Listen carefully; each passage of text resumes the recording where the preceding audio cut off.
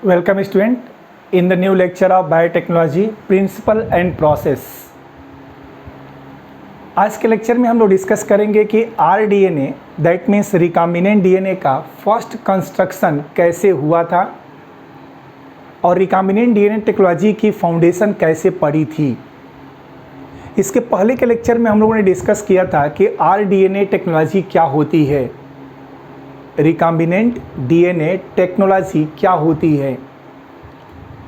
और इस rDNA technology में हमने आपको सिंपल समझाया था कि जब कभी भी आरडीएनए टेक्नोलॉजी कही जाए तो इसका मतलब रिकॉम्बिनेंट डीएनए टेक्नोलॉजी है और इसी का मतलब है जेनेटिक इंजीनियरिंग। इसी का मतलब है जेनेटिक इंजीनियरिंग। इसको सबसे पहली बार स्टार्ट किया था हर्बर्ट बायर और स्टैनले कोहेन ने 1972-73 में।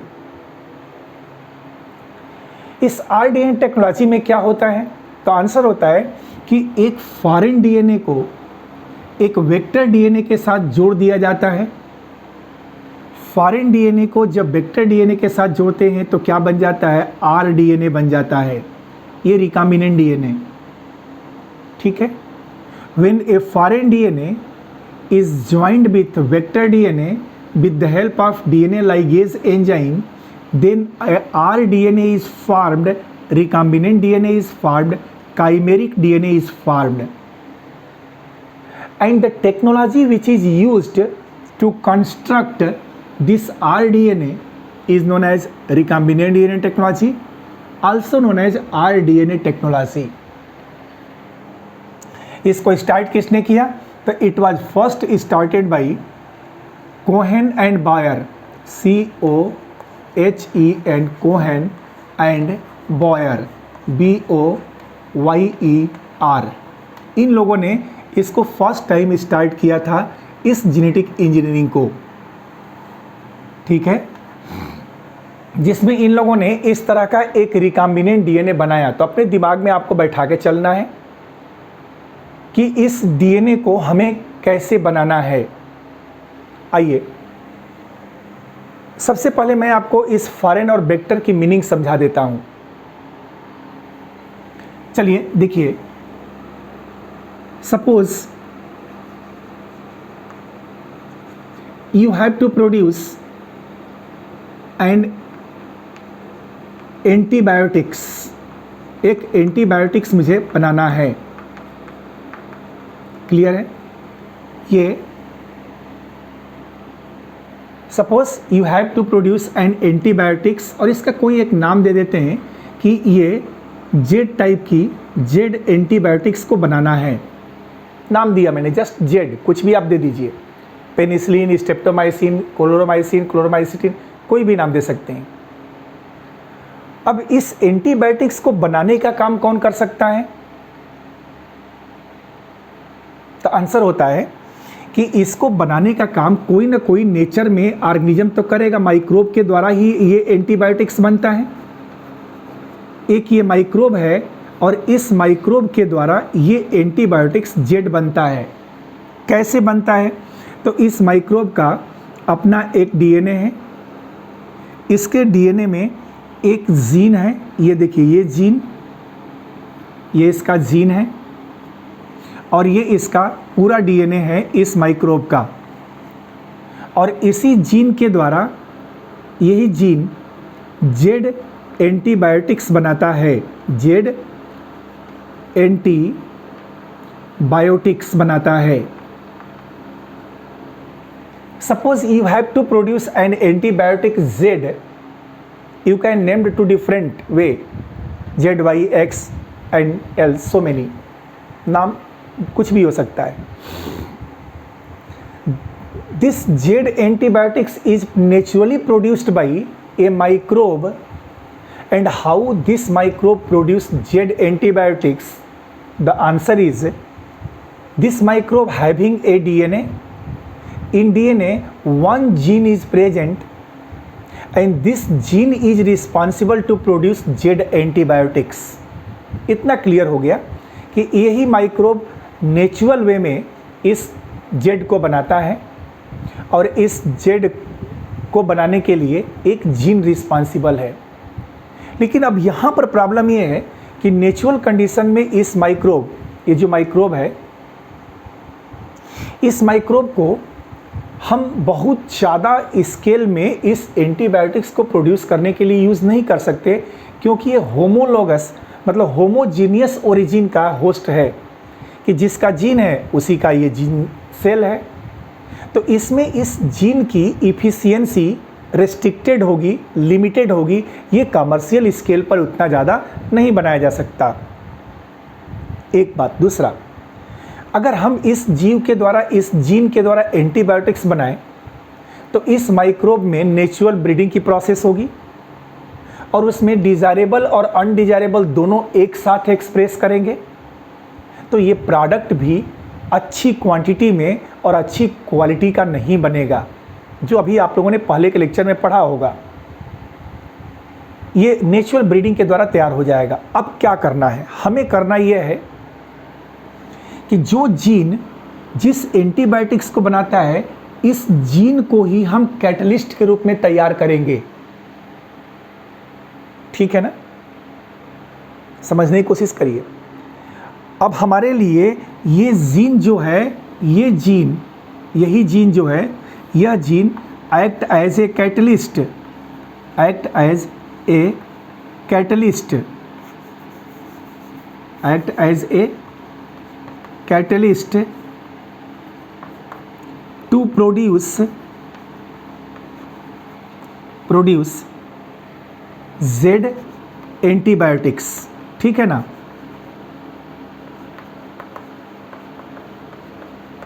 समझने की कोशिश करिएगा कि जिस जीन के द्वारा नेचुरली बनता है वही जीन तो कैटलिस्ट है।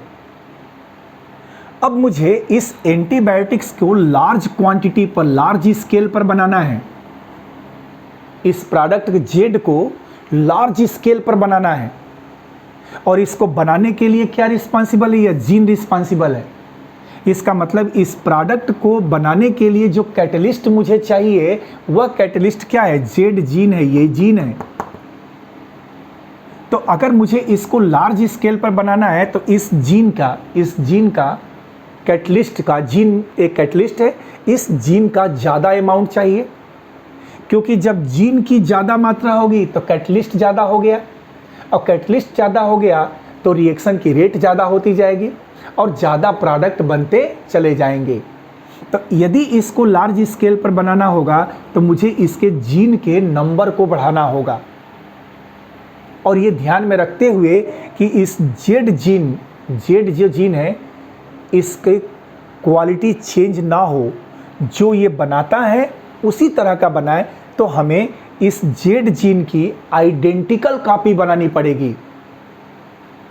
और ये बात समझ में, देखिए अब मैं इसको लेकर चलता हूं। देख, to produce Z antibiotics at large scale, बड़े स्केल पर तैयार करना है, तो क्या जरूरी है,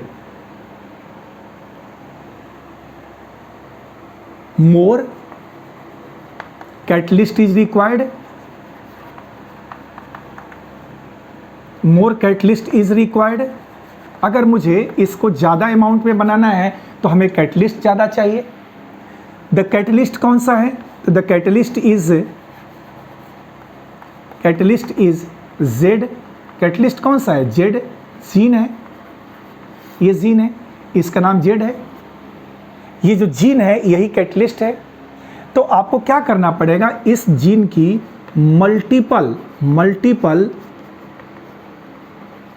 आइडेंटिकल भी होना चाहिए, मल्टीपल आइडेंटिकल कॉपीज बनानी पड़ेगी। और एक ही जीन की मल्टीपल आइडेंटिकल कॉपी बनाने की प्रक्रिया को जीन क्लोनिंग कहते हैं। हम लोग क्या कहते हैं, जीन क्लोनिंग कहते हैं। एक सिंगल जीन है और इस जीन से 1 मिलियन जीन बनाना है, समझिए ऐसे 1 मिलियन, और जैसा ये जेड है वैसा ही 1 मिलियन बने, तो इसका मतलब इस जेड जीन की क्या करानी पड़ेगी, क्लोनिंग करानी पड़ेगी। एकदम बेसिक वे में आपको समझा रहे हैं, ये अंडरस्टैंडिंग कॉन्सेप्ट है, रिटेन में नहीं मिलेगा कहीं भी आपको।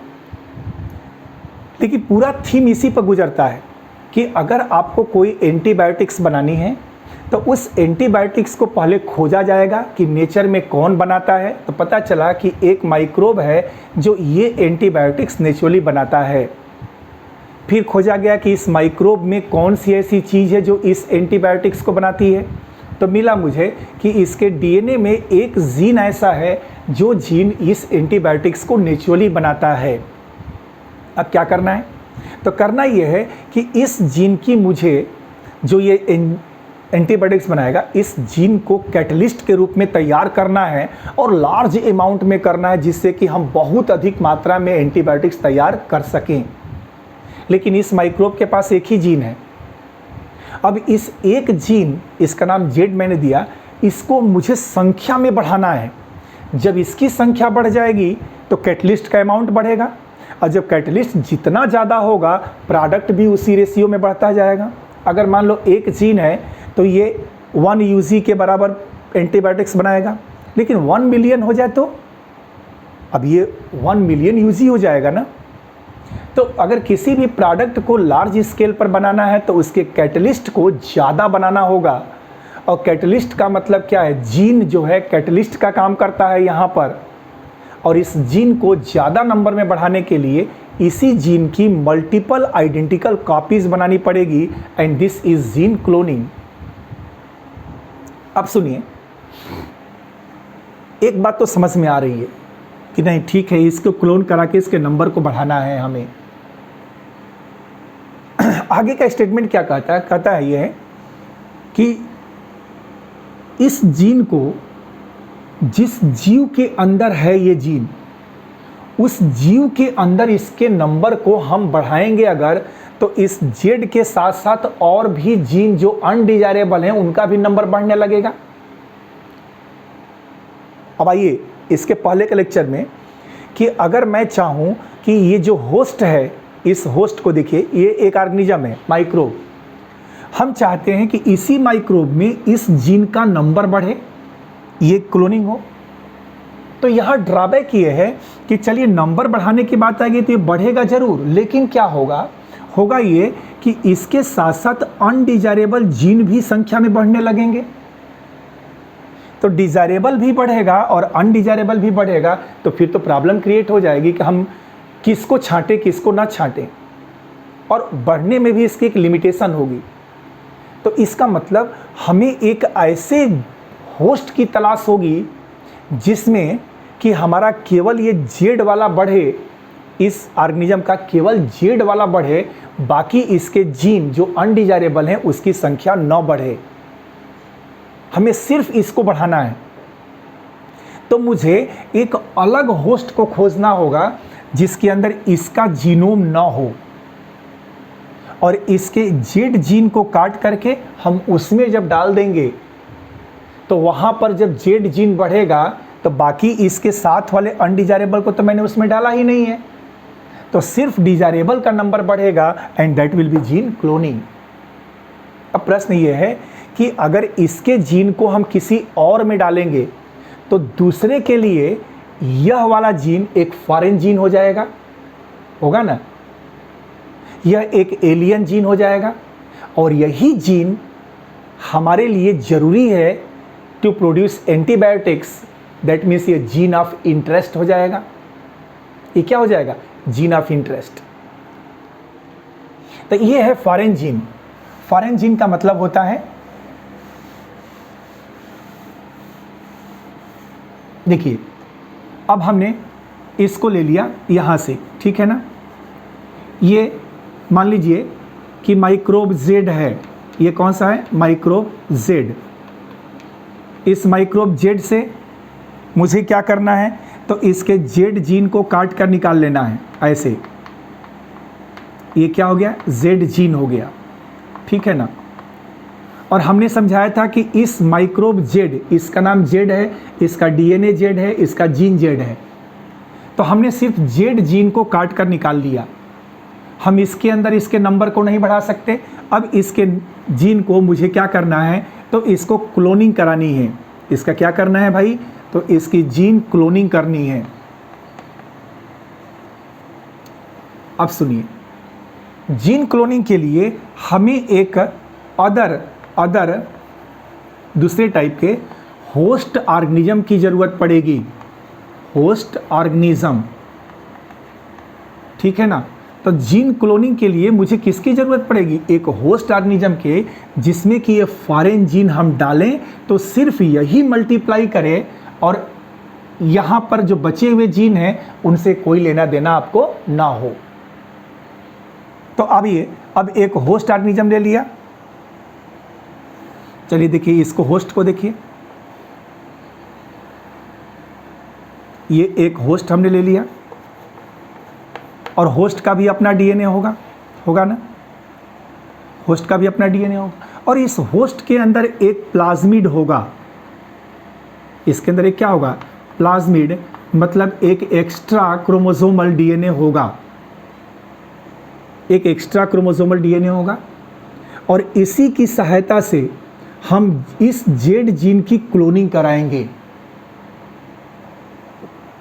तो अब देखिए ये होस्ट क्या हो गया, इस होस्ट को मैं एक्स टाइप मान लूँ, ठीक है ना, और ये जिसका जीन मुझे लिया गया था वो क्या था, जेड टाइप। माइक्रोब कैसा है, जेड टाइप। जिसका हमने जीन निकाला वह जीन क्या था, जेड टाइप, और जिसके अंदर मुझे डालना है वह होस्ट हो गया, होस्ट क्या हो गया, एक्स टाइप।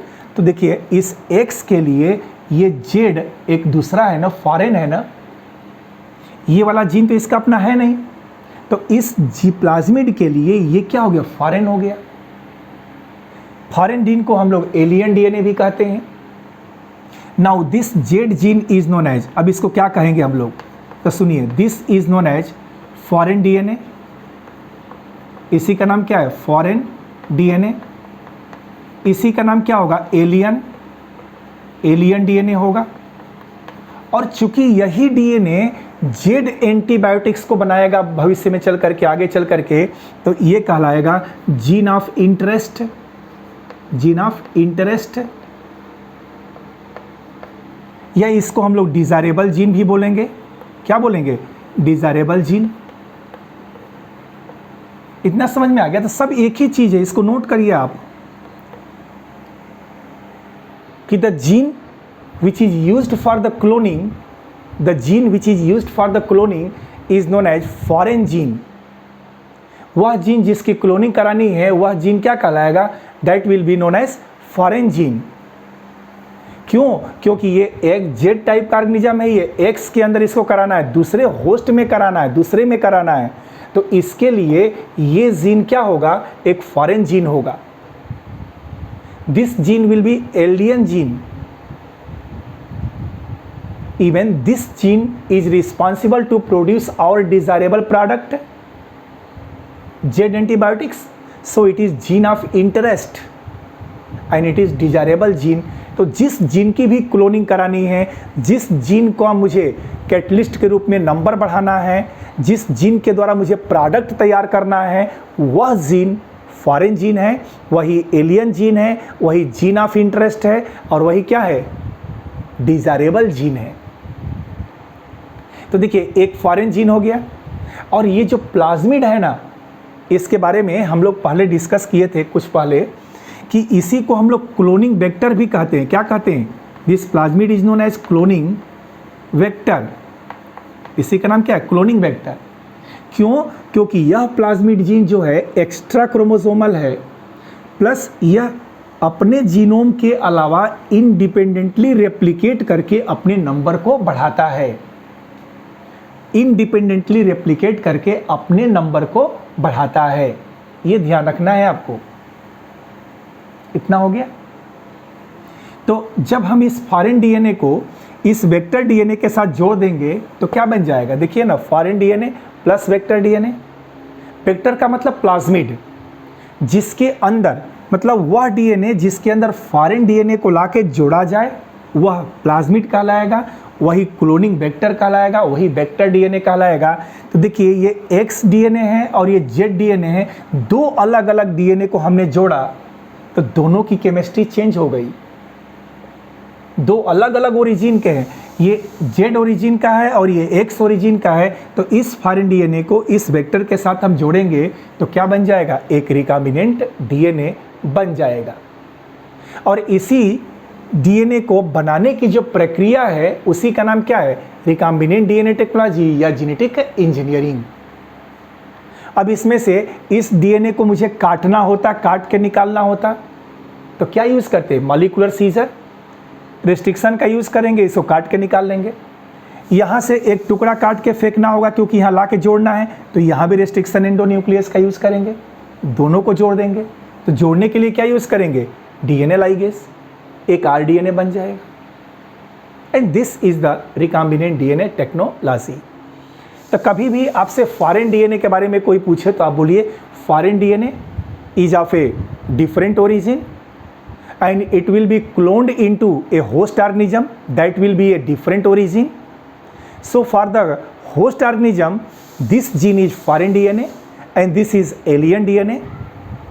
यही फॉरेन भी है, यही एलियन भी है। चूँकि यह डीएनए, यह जीन हमारे लिए डिज़ायरेबल प्रोडक्ट बनाएगा, that's why this is gene of interest and this is desirable DNA. Okay students, ये बेसिक चीज़ मैं आपको जो बता रहा हूँ उसको दिमाग में रखना है। चूँकि ये पूरा कॉन्सेप्चुअल चीज़ें हैं और इसको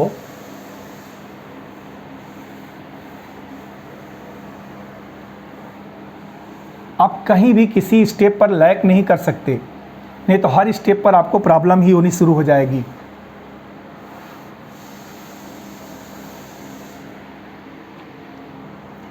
आइए नेक्स्ट हेडिंग आप डाल लीजिए सभी लोग।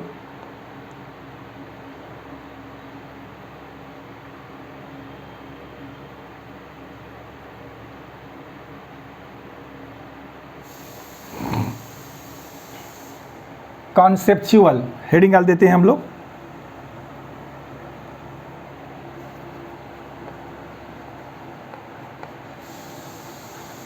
Development,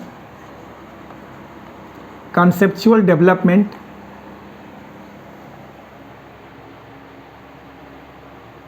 of the principles of genetic engineering, of the principles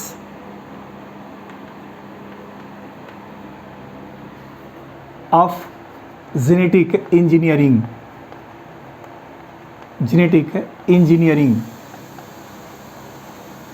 genetic engineering का कॉन्सेप्चुअल डेवलपमेंट क्या था? कॉन्सेप्ट तो वही था कि हम फॉरेन डीएनए को वेक्टर डीएनए के साथ जोड़ करके क्या बनाएंगे? Recombinant DNA. बट धीरे धीरे कैसे ये डेवलप हुआ, तो चलिए कुछ पॉइंट्स जिसको कि आप जानते हैं उसको लिखते चलेंगे। पहला लिखिए, first point,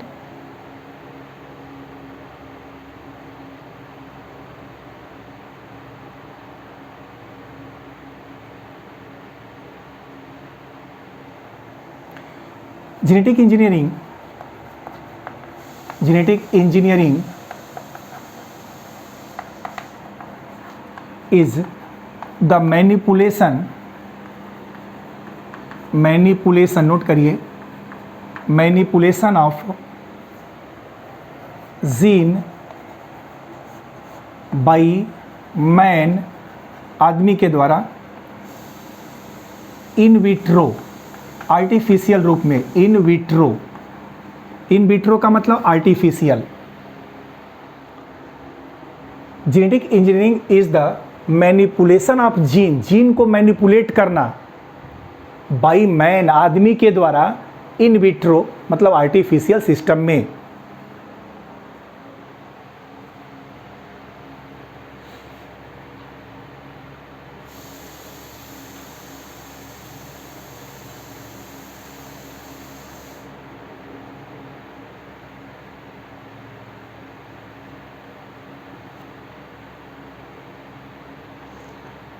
okay students, next आइए, दूसरा स्टेटमेंट लिखेंगे,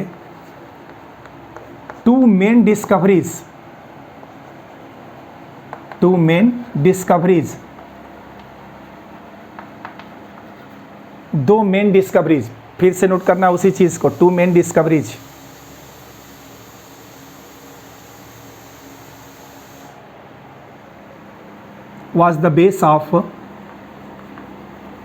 was the base of genetic engineering. पहला, डिस्कवरी ऑफ प्लाज्मिड। किसकी डिस्कवरी? प्लाज्मिड की इन बैक्टीरिया। ये प्लाज्मिड है, ये दिस इज प्लाज्मिड, ये बैक्टीरिया में प्लाज्मिड की डिस्कवरी। और दूसरा डिस्कवरी, डीएनए को काटने के लिए मॉलिक्यूलर सीजर की discovery. Discovery of restriction endonuclease, restriction endonuclease, इसकी डिस्कवरी। कॉन्सेप्चुअल डेवलपमेंट, एक ऐसे डेवलपमेंट की बात कही जा रही है जिसमें कि हम जीन को मैनिपुलेट करेंगे, जीन का मैनिपुलेशन करेंगे बाय ह्यूमन इन विट्रो। अब जीन के मैनिपुलेशन में कौन सी चीज़ ज़्यादा इंपॉर्टेंट हुई उस समय? तो दो इंपॉर्टेंट डिस्कवरी इंपॉर्टेंट हो गई, एक प्लाज्मिड की खोज और एक रेस्ट्रिक्शन एंडोन्यूक्लियस की खोज। दो खोज हो गई तो इस जेनेटिक इंजीनियरिंग का बेस बन गया कि हाँ, हम जीन को मैनिपुलेट कर सकते हैं।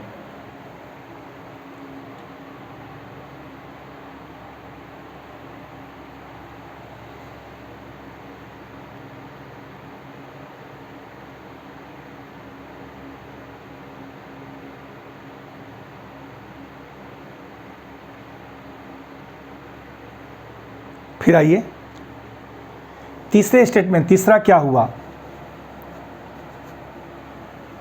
थर्ड स्टेप,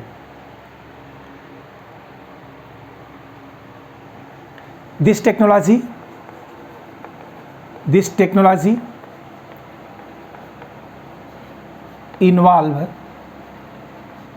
इन्वॉल्व्स, इसमें क्या क्या इन्वॉल्व हुआ? तो पहला, कंस्ट्रक्शन ऑफ किसका कंस्ट्रक्शन? तो ये देखिए, इसका कंस्ट्रक्शन RDNA। दूसरा, इसमें से फॉरेन जीन के नंबर को बढ़ाने के लिए जीन क्लोनिंग। क्या थी? Gene cloning. और तीसरा, थर्ड, जीन ट्रांसफर, जिसमें कि केवल डिजायरेबल जीन को हम ट्रांसफर कर सकते हैं, अनडिजायरेबल को नहीं। तो third one is the gene transfer. अब हम क्रम से इसको लेकर चल रहे हैं कि जेनेटिक इंजीनियरिंग, जीन मैनिपुलेशन है इन विट्रो। दो इंपॉर्टेंट डिस्कवरी थी, प्लाज्मिड की, रेस्ट्रिक्शन एंडोन्यूक्लियस की, जो इसके कॉन्सेप्चुअल डेवलपमेंट में सबसे आगे आई। इस टेक्नोलॉजी में तीन चीज़ें होती हैं, RDNA का कंस्ट्रक्शन, जीन क्लोनिंग और जीन ट्रांसफर।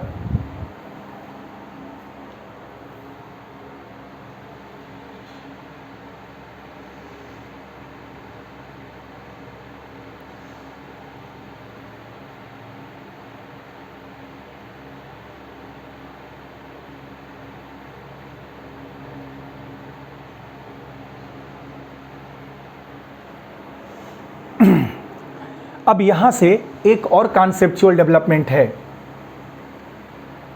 तीन हो गया, अब चौथे स्टेप पर जाइए, फोर्थ स्टेप पर। और बहुत सिंसियरली इसको आपको सुनना पड़ेगा। Just make your concentration on this point. थोड़ा टिपिकल है बट हो जाएगा। क्या है भाई? तो सुनिए, चौथे स्टेटमेंट में क्या कहता है कि ए पीस ऑफ DNA, एक DNA का टुकड़ा, और पीस ऑफ DNA का मतलब ये foreign DNA, piece of DNA means foreign DNA। इसका दूसरा नाम क्या बोला था स्टूडेंट्स? Alien DNA। फिर क्या बोला था मैंने इसी को? जीन ऑफ इंटरेस्ट, और इसी का नाम desirable gene, that is a piece of DNA का एक टुकड़ा आप मान लीजिए।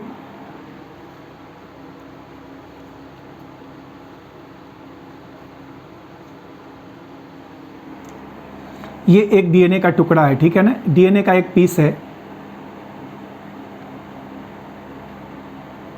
ये, और इस डीएनए को मुझे प्लाज्मिड में डालना है।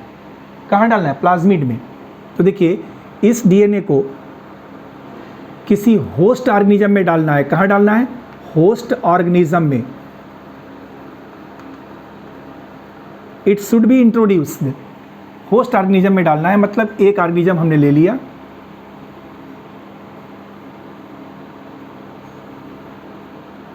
और इस होस्ट ऑर्गेनिज्म में देखिए एक इसका डीएनए और एक इसका ये vector DNA,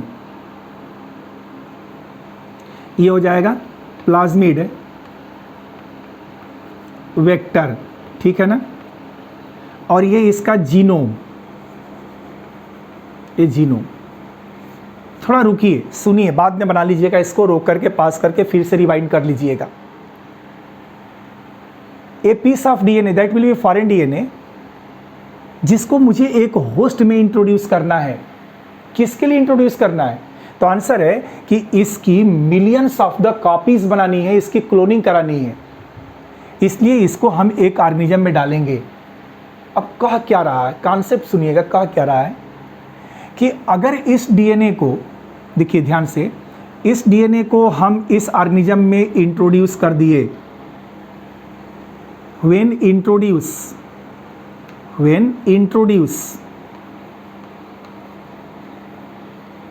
in this alien organism,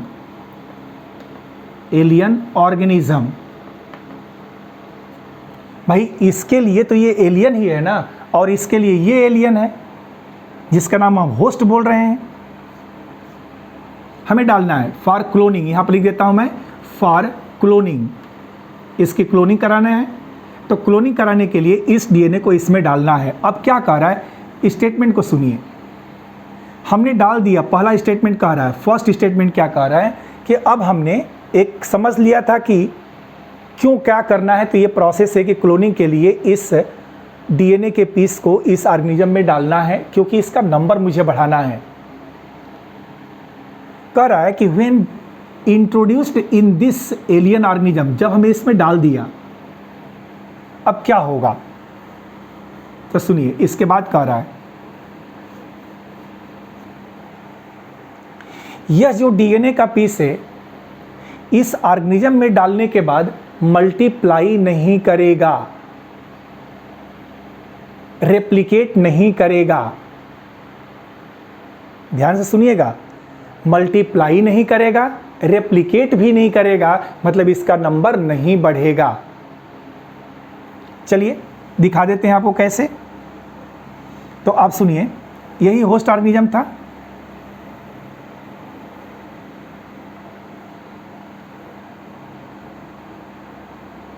clear. इसमें इसका डीएनए था, और सुनिए एक इसका प्लाज्मिड भी था, ये प्लाज्मिड था, ये था दोनों, ये दोनों है। और इसमें क्या आ गया? तो देखिए ये वाला डीएनए भी आ गया, ये डीएनए आ गया,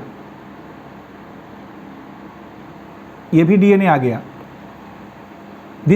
ये डीएनए कौन सा डीएनए है? This is foreign DNA, foreign DNA. सुनिएगा, इसके अंदर आ गया, हमने इंट्रोड्यूस इसके अंदर कर दिया। तो अब कहा क्या रहा है कि this alien DNA, this DNA, this foreign DNA do not replicate in host organism, host organism में रेप्लिकेट नहीं करेगा। अबला मैंने बोला था कि अगर आप इसको समझ लेंगे तो पूरा थियरी समझ में आ जाएगी टेक्स्ट बुक की, कि हम किसी भी एलियन डीएनए को जब एक होस्ट ऑर्गेनिज्म में डालेंगे जहां उसके नंबर को मुझे बढ़ाना है, इसकी क्लोनिंग करनी है, तो अगर हम इसके अंदर डाल दिए इस ऑर्गेनिज्म में तो पहुंच तो गया, लेकिन यहां पर यह मल्टीप्लाई नहीं करेगा, नहीं करेगा एकदम बिल्कुल। तो सारा एक्सपेरिमेंट फेल हो गया। कहता है कि इसका सलूशन है क्या, कोई उपाय नहीं है? तो आंसर कहता है कि देखिए अब यहां पर ये थोड़ा आपको रुकना पड़ेगा। ऐसा तो हुआ डाल दिया। अब सेकेंड स्टेप देखिएगा, सेकेंड स्टेप ये था कि this DNA which introduced in the host organism do not replicate in the host organism, नहीं रेप्लिकेट करेगा, नंबर नहीं बढ़ेगा, क्लोनिंग नहीं होगी। लेकिन कह रहा है कि अगर इस फॉरेन डीएनए को हम इस होस्ट ऑर्गेनिज्म के क्रोमोसोमल डीएनए में डाल दें तो रेप्लिकेट करेगा, तो रेप्लिकेट करेगा। क्यों करेगा? तो आइए आप तीसरे स्टेटमेंट को देखिए, यहां से मैं थर्ड लेकर के चलता हूं। तीसरा स्टेटमेंट सुनिएगा। Third, when this foreign DNA introduce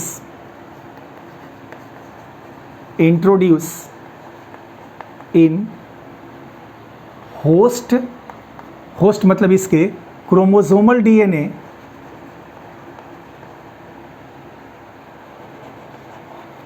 host chromosomal DNA, then it replicate, तब ये क्या करेगा? रेप्लिकेट करेगा। अगर ऐसे ही मैं डाल दूंगा तो रेप्लिकेट नहीं करेगा, लेकिन इसको अगर हम इसके क्रोमोसोमल डीएनए के साथ डाल दें तो रेप्लिकेट करेगा।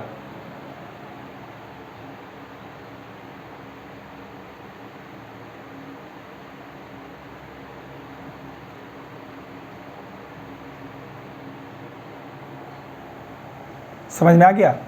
क्रोमोसोमल मतलब genome DNA, then it replicate and inherited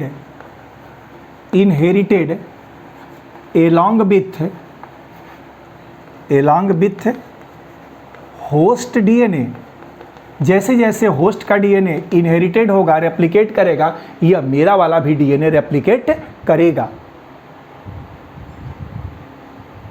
तो डायरेक्ट हमने डाल दिया, इसके अंदर डायरेक्ट हमने डाल दिया तो क्या मिला हमें? नहीं कुछ हो रहा है, कुछ नहीं होने वाला है। लेकिन कह रहा है कि अगर इसी को हम होस्ट के क्रोमोसोमल डीएनए के साथ डाल दें तो ये रेप्लिकेट भी करेगा और इनहेरिटेड भी होगा, एक जनरेशन से दूसरी जनरेशन तक जाएगा भी। प्रश्न है क्यों जाएगा? आइए, क्यों? वाई क्वेश्चन पूछा, क्यों? वाई? ऐसे मैंने डाला तो रेप्लिकेट नहीं किया, और इसके डीएनए के साथ, होस्ट के डीएनए के साथ मिला दिया तो रेप्लिकेट करेगा। क्यों भाई, क्यों करेगा ये?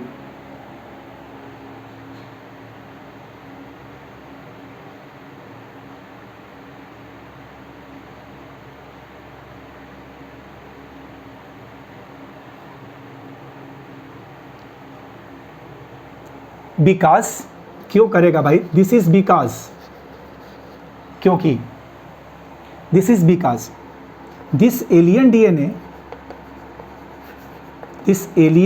DNA become part of chromosomal DNA. अब ये क्रोमोसोमल डीएनए का पार्ट बन जाएगा। जब हमने इसको अलग से डाला था तो ये अलग था, अब रेप्लिकेट नहीं किया। लेकिन अगर इसको हम इसके क्रोमोसोमल डीएनए में डाल दें तो ये रेप्लिकेट करेगा, क्योंकि अब ये अलग नहीं रहा, ये इसी जीव का, इस होस्ट का क्रोमोसोमल डीएनए का एक पार्ट हो जाएगा। Because this will be the integrated part of the host genome, ये होस्ट के जीनोम का इंटीग्रेटेड पार्ट हो जाएगा। चलिए ठीक बात है। अब कह रहा है कि जब इसके इंटीग्रेटेड पार्ट में, मतलब इसके क्रोमोसोमल डीएनए बन जाएगा, ये अलग अब नहीं रह जाएगा, क्योंकि हम इसको इसके साथ डाल दिए हैं। देखिए कह रहा है ना कि when this DNA, foreign DNA introduced in the host chromosomal DNA, in the host chromosomal, इसमें या इसमें कहीं भी,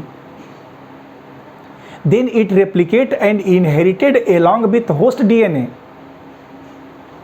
क्यों? वाई? क्यों? तो कह रहा है because now it will be the part of host genome.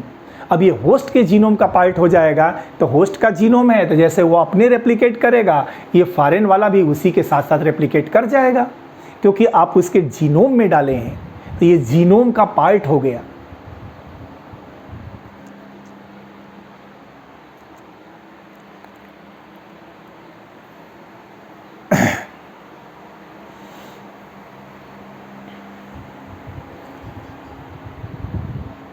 इतना क्लियर हुआ? अब आइए आगे की बात समझाते हैं। एक प्रश्न ये है कि इसके होस्ट के जीनोम बन जाने पर इसमें आखिर क्या हुआ? मान लिया कि ठीक है हमने जीनोम में डाल दिया, तो आखिरकार वहां पर क्या हुआ? तो देखिए उसको भी समझाते हैं। अब तीसरे के बाद से चौथा पॉइंट, ये पांचवें पॉइंट्स पर आ जाइएगा।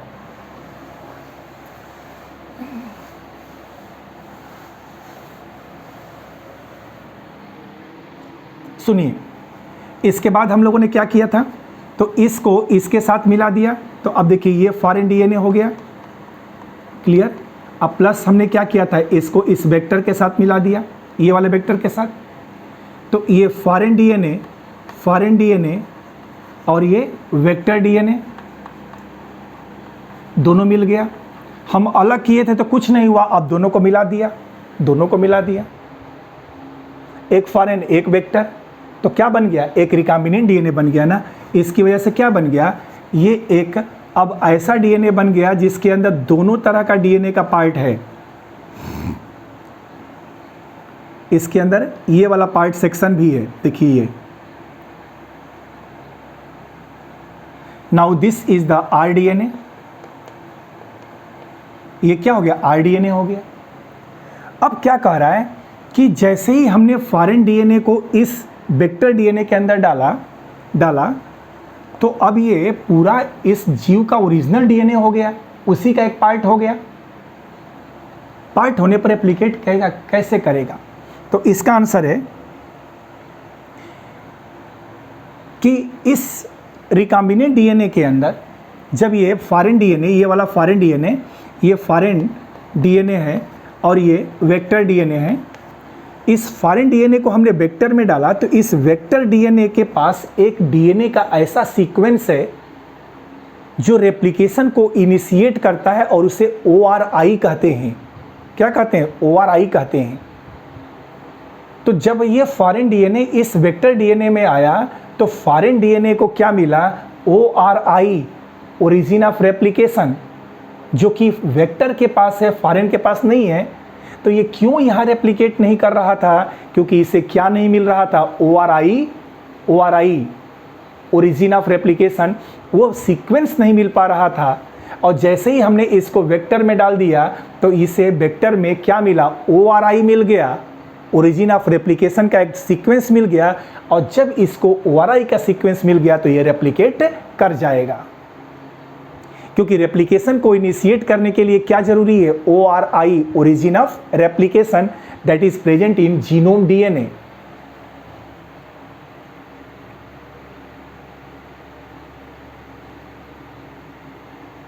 तो आप लिखेंगे इन chromosomal DNA A specific sequence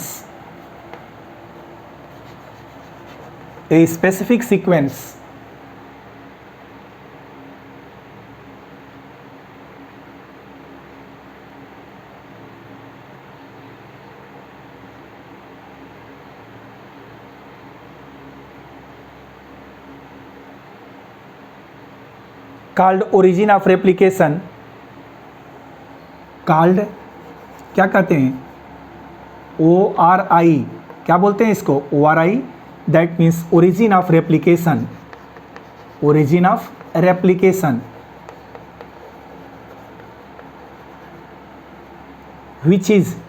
which initiate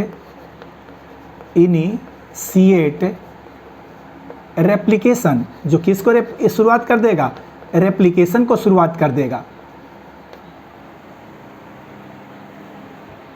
क्रम से एकदम बिल्कुल देखिएगा कि जब एक फॉरेन डीएनए को हम किसी होस्ट ऑर्गेनिज्म में डालते हैं फॉर देयर क्लोनिंग, और जब फॉरेन डीएनए होस्ट ऑर्गेनिज्म में चला जाता है तो होस्ट ऑर्गेनिज्म के अंदर यह रेप्लिकेट नहीं करता। क्यों? क्योंकि इसके पास ओरिजिन ऑफ रेप्लिकेशन का सीक्वेंस नहीं होता। अब आगे बढ़ते हैं। इस रेप्लिकेशन को करने के लिए हम फॉरेन डीएनए को किसी होस्ट के जीनोम डीएनए से क्रोमोसोमल डीएनए से जोड़ देते हैं, और जब हम जोड़ देते हैं तो एक रिकॉम्बिनेंट डीएनए बन जाता है। जिस रिकॉम्बिनेंट डीएनए में इस क्रोमोसोमल डीएनए के पास एक स्पेसिफिक सीक्वेंस होता है ORI, जिसको ओरिजिन ऑफ रेप्लिकेशन कहते हैं, और यही रेप्लिकेशन को इनिशिएट करता है। इस प्रकार जब किसी फॉरेन डीएनए को आप वेक्टर डीएनए के साथ जोड़ेंगे तो वेक्टर डीएनए के किस भाग में जोड़ना पड़ेगा? ओरिजिन ऑफ रेप्लिकेशन में। जब किसी भी हम फॉरेन डीएनए को ORI के साथ लिंक कर देते हैं तो फॉरेन डीएनए का रेप्लिकेशन स्टार्ट हो जाता है और इसका नंबर बढ़ जाता है। इसी को जीन क्लोनिंग कहा जाता है। तो अब इसे क्या मिल गया? जो नहीं कर रहा था उसे क्या मिल गया? एक स्पेसिफिक सीक्वेंस ORI का, और इसकी वजह से यह रेप्लिकेट करेगा। ओके, इसके आगे वाला स्टेटमेंट अब आपको लिखना होगा। थोड़ा स्पेस ले लूं मैं।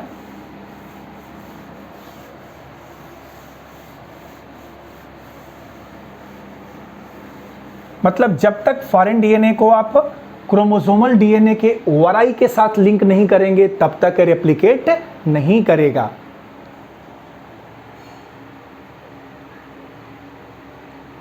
Therefore, for multiplication of any, तो अगला स्टेटमेंट लिखेंगे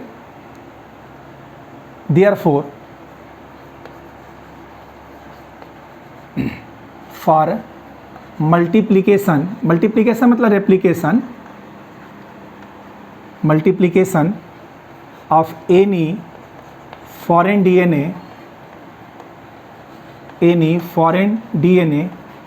किसी फॉरेन डीएनए के मल्टीप्लिकेशन के लिए in an organism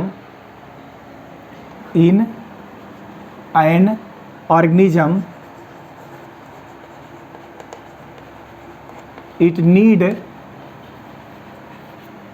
therefore for multiplication of any foreign DNA in an organism it needs to be the part of chromosome, it needs to be the part of chromosome,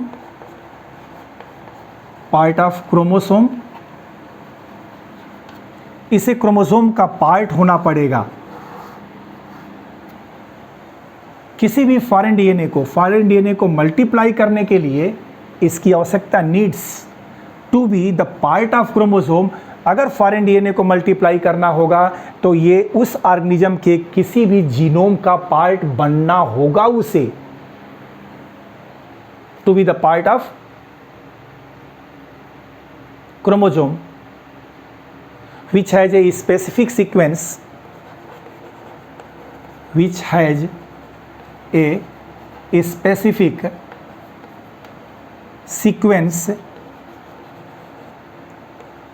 ORI, जिसके पास क्या present है? एक specific sequence ORI है।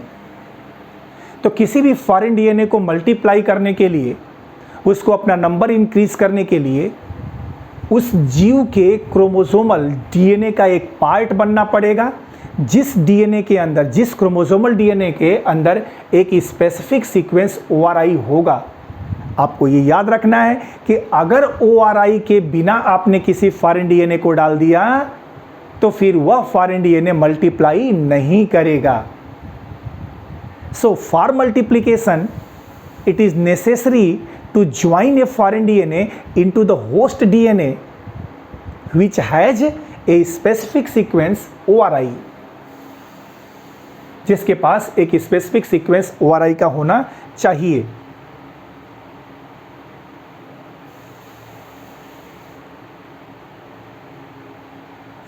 इसलिए किसी भी alien DNA को origin of replication के लिए लिंक होना पड़ेगा।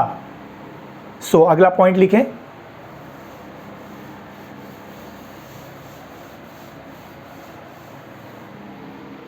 सो नेक्स्ट पॉइंट है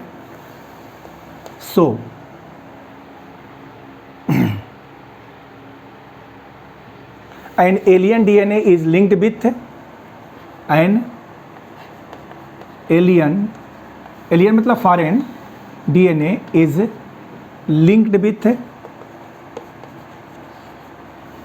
लिंक्ड विथ ORI, किसके साथ जोड़ेंगे? ORI के साथ जोड़ेंगे, सो दैट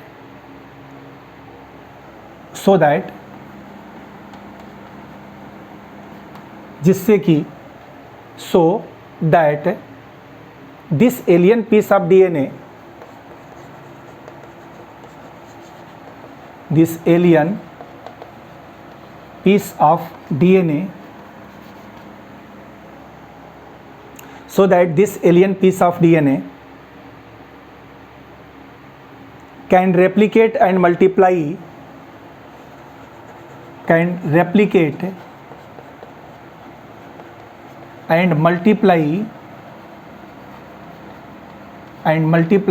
itself, अपने आप, itself in the host organism,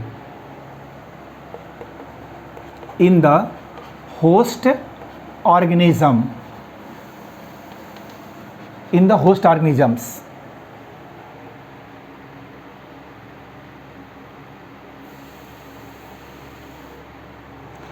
और इसी को हम लोग क्या बोलते हैं? इसी को हम लोग बोलते हैं gene cloning. This is also known as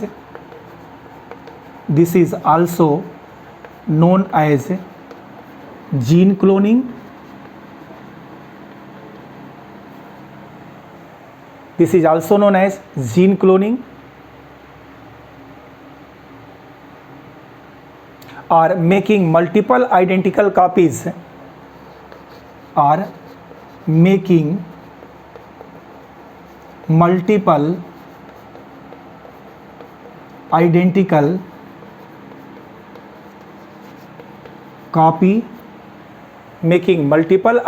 copy of any template DNA,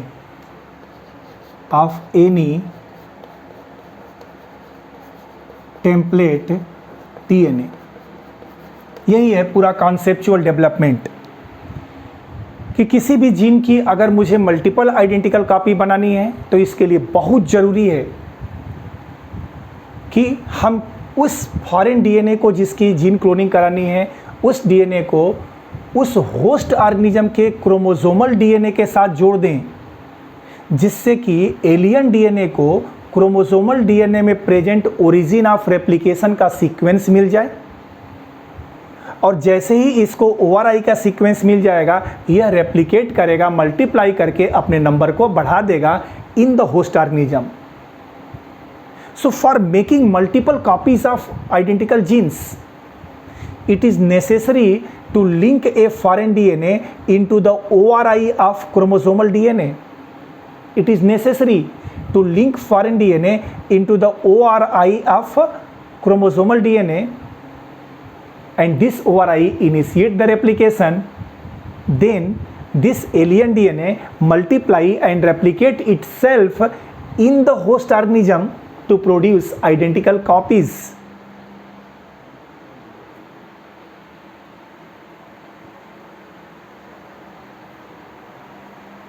So an alien DNA is linked with ORI so that the alien piece of DNA can replicate and multiply itself in the host organism. मतलब बिल्कुल साफ है कि जब तक आप किसी भी फॉरेन DNA के मल्टीप्लिकेशन कराने की बात सोचेंगे तो ये ज़रूरी होगा कि होस्ट के अंदर डायरेक्ट उसे नहीं डालना है, नहीं तो मल्टीप्लाई ही नहीं करेगा. उसको आप होस्ट के क्रोमोसोमल DNA में डालिए तो ORI मिल जाएगा, then it will be replicate करके अपने नंबर को बढ़ा देगा.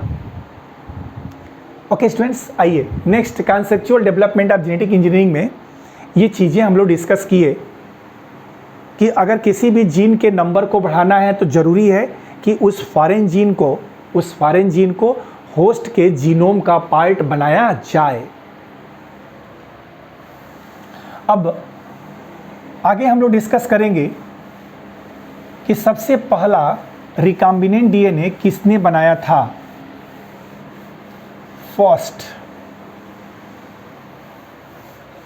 फर्स्ट रिकॉम्बिनेंट DNA किसने बनाया था? Who make the first recombinant DNA?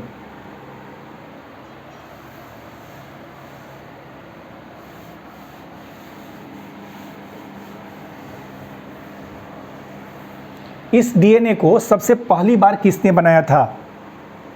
Heading है कंस्ट्रक्शन ऑफ, नोट करें सभी लोग, construction of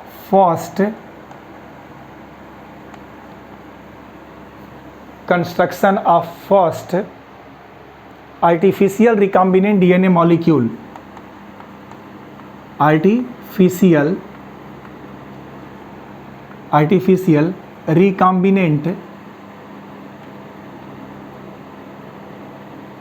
recombinant DNA molecule.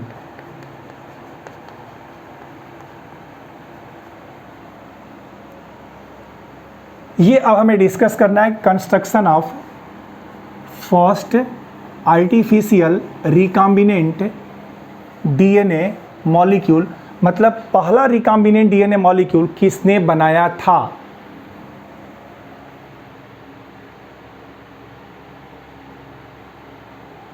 तो किसने बनाया था भाई? आप लिखेंगे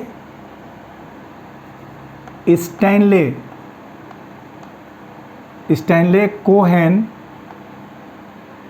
एंड हर्बर्ट बॉयर in 1972।